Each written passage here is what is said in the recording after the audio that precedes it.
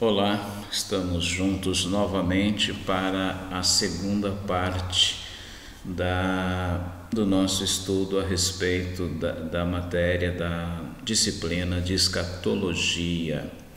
Vídeo este direcionado primeiramente ao nosso núcleo teológico na cidade de Taubaté, mas também disponível no YouTube a quem possa interessar. Nós vamos, neste vídeo um pouco mais curto que o primeiro, falar ainda um pouquinho mais a respeito do estado intermediário e da ressurreição ou das ressurreições das quais a Bíblia trata. Esse estado intermediário, da qual nós já citamos no primeiro vídeo, é o período entre o falecimento do corpo até a ressurreição. Então, este é o estado intermediário, tanto para o cristão quanto para o não cristão. Começa no falecimento e vai até o momento da ressurreição. Nós falamos aqui a respeito, de duas ressurreições, das quais, como disse, há divergência. Há quem acredite que exista apenas uma, mas na teologia pentecostal, da qual nós fazemos parte, segue esse entendimento por duas ressurreições.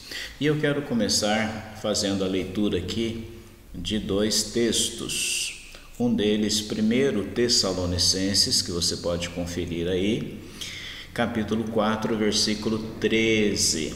Não quero, porém, irmãos, que sejais ignorantes a respeito daqueles que dormem, porque não vos entristeçais como os demais que não têm esperança.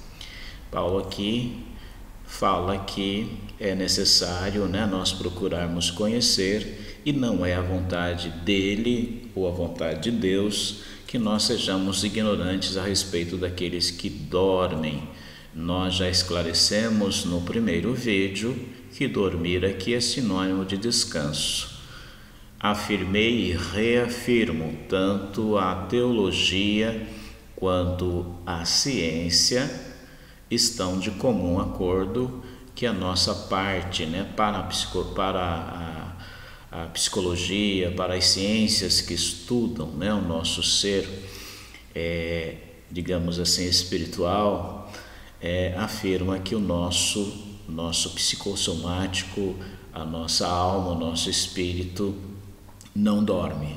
Então, dormir aqui é apenas sinônimo de descanso. Para você conhecer melhor a respeito da primeira ressurreição, nós temos um texto bíblico a indicar, que é o capítulo 15 da primeira carta de Paulo aos Coríntios. Nesse capítulo você vai encontrar uma fala de Paulo bastante esclarecedora a respeito do arrebatamento da igreja, da ressurreição do corpo daqueles que servem a Deus. Nós, então, no estado intermediário para cristãos, esperamos a ressurreição no dia do arrebatamento. Voltando ao texto de 1 Tessalonicenses, que nós citamos, capítulo 4, diz assim no versículo 15: Dizemo-vos, pois isto, pela palavra do Senhor, nós, os que ficarmos vivos para a vinda do Senhor, não precederemos os que dormem, porque o mesmo Senhor descerá do céu, com alarido e com voz de arcanjo, e com a trombeta de Deus, e os que morreram em Cristo ressuscitarão primeiro. Então aqui está uma palavra bastante clara que fala do arrebatamento da igreja, da qual servirá de tema para a nossa aula presencial, mas já fazendo aqui uma citação que o estado intermediário daquele que morre em Cristo Jesus, ele cessa aqui no momento do arrebatamento da igreja, em que os mortos em Cristo Jesus ressuscitarão, e como citei em 1 Coríntios capítulo 15, vai descrever lá que aquilo que é aquilo que era incorruptível, ou melhor, corruptível, que é o nosso corpo, no estado que se encontra agora, se revestirá de incorruptibilidade, né? De um corpo santo, de um corpo incorruptível, de um corpo perfeito, de um corpo que não terá as limitações que tem o nosso corpo. Não está explícito, porém implícito, né?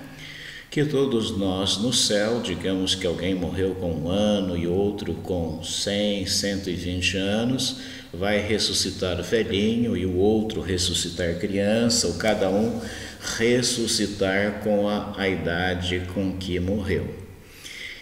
Nós não devemos levar isso em consideração, já que nós estamos falando de eternidade, de um novo estado, de um corpo perfeito. Então nós teremos mais ou menos o mesmo padrão de corpo. Um corpo, como já disse, incorruptível, um corpo perfeito em todos os aspectos, né? E um corpo que terá capacidades, né? Que esse corpo físico nosso não tem.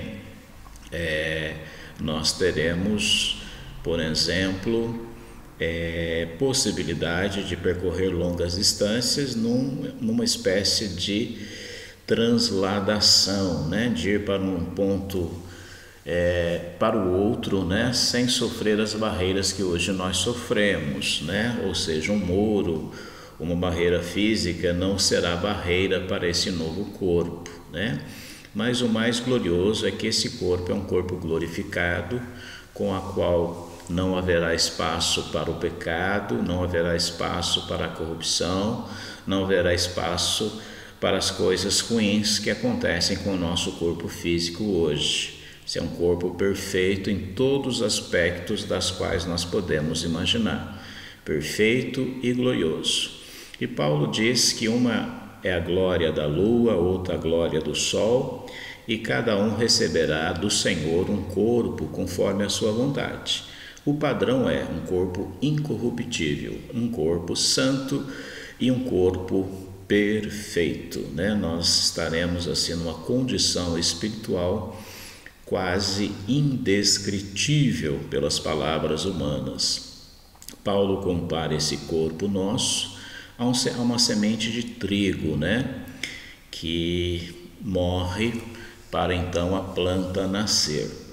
Independente se os cristãos que foram queimados em fogueiras, outros devorados por feras, outros que morreram no mar, não importa. Nesse momento, no momento do arrebatamento da igreja, esta semente, né, por uma ação gloriosa do Espírito Santo, ela se unirá ao nosso espírito e daí Deus, através do Espírito Santo, nos dará um corpo incorruptível, repito, santo e perfeito.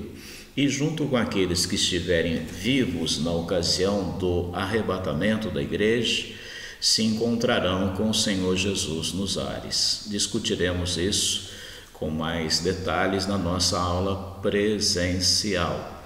Nós pertencemos ao grupo que acredita na literalidade do arrebatamento da igreja. Então, os que estiverem vivos e salvos terão seus corpos desfeitos, receberão de modo imediato um novo corpo, e os que morreram em Cristo Jesus ressuscitarão com um novo corpo, e nós encontraremos todos juntos, num abrir e fechar de olhos, com o Senhor Jesus Cristo nos ares, ok? Esta é a primeira ressurreição. Mas quando é que a Bíblia cita a segunda ressurreição, que seria a ressurreição daqueles que morreram sem Cristo, não é? Como disse para vocês, o estado intermediário do cristão vai do seu falecimento até o arrebatamento da igreja. E daqueles que morrem sem Cristo, vai do seu falecimento até o juízo final. Eu estou aqui com o texto de Apocalipse, né, capítulo de número 20. Nós vamos ler alguns versículos e vamos falar um pouquinho aqui fala de juízo final, prisão de Satanás, reino milenial, tudo tópicos que serão tratados aí na nossa aula presencial. E brevemente estaremos gravando um vídeo também desses tópicos tão importantes. Mas no versículo 5, por exemplo, está escrito do capítulo 20 de Apocalipse: mas os outros mortos não reviveram até que os 1000 anos se acabaram. Aqui é uma abordagem, segundo crê a teologia pentecostal, ao período milenial. Esta é a primeira ressurreição. E no versículo 6 diz: bem-aventurado e santo é aquele que tem parte na primeira ressurreição. Sobre estes não tem o poder da segunda morte, mas serão sacerdotes de Deus e de Cristo e reinarão com ele 1000 anos.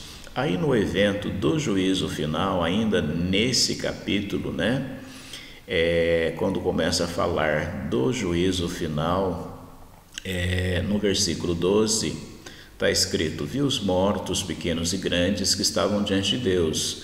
Abriu-se os livros, abriu-se outro livro, que é o da vida, e os mortos foram julgados pelas coisas que estavam escritas no livro segundo as suas obras.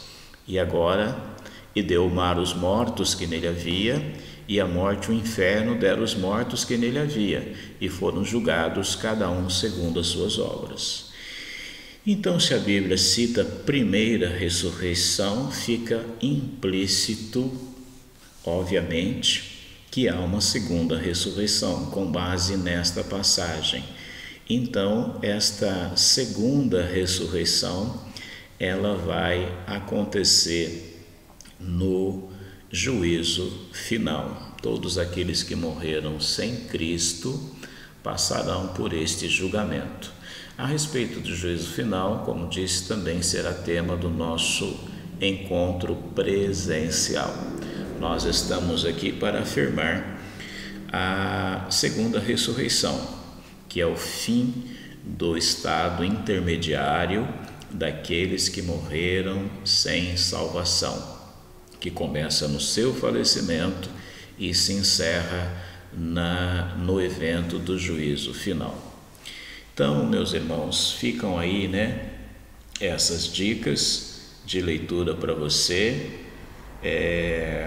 Lucas 16, versículos 19 a 31, 1 Tessalonicenses 4, 16 em diante, e a respeito das duas ressurreições. A primeira tratada de forma bastante clara na primeira epístola de Coríntios, capítulo 15, e a segunda, nessa última leitura que fizemos, em Apocalipse, capítulo de número 20, versículo 6 e versículo 13. Existe, fora isso, algumas crenças errôneas a respeito da vida pós-morte, Uma delas é o purgatório, uma doutrina que foi inserida na Igreja Romana, que tem origem no paganismo, mas não há nenhuma base na Bíblia para a existência de purgatório, que seria um estado intermediário em que a pessoa passará uma espécie de temporada, recebendo aí a paga dos seus pecados, e após serem purificadas no purgatório estarão aptas para entrar na presença de Deus. Para eu acreditar em purgatório, eu terei que desacreditar na eficácia da salvação realizada por Jesus na cruz do Calvário. Também nós temos na linha espírita, diversas crenças a respeito de vida após morte. Uma delas é de que a pessoa morre e ela poderá se reencarnar numa nova pessoa, até então ela estar preparada para um estado melhor. A Bíblia é interpretada em alguns textos de forma equivocada para dar sustentação a essa doutrina, mas ela também não tem base bíblica, né? Está escrito em Hebreus que a nós está ordenado morrer uma só vez, depois segue-se o juízo. E também nós temos, né, algumas linhas de interpretação no meio cristão evangélico que fala do sono da alma, que a alma ficará dormindo literalmente até o momento dos eventos que ela receberá as promessas plenas de Deus e vai ser galardoada, enfim.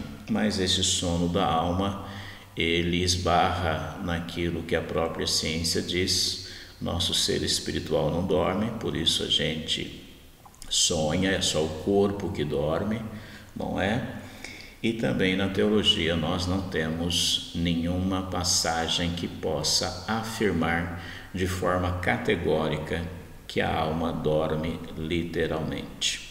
Falamos no primeiro vídeo, né, do estado em que a alma do cristão ficará, né, qual as características desse estado, e também falamos do estado daqueles que morrem sem Cristo. E uma das passagens que citamos foi exatamente Lucas capítulo 16, versículos 19 em diante. Eu espero que isso tenha trazido esclarecimentos a você e ao nosso grupo.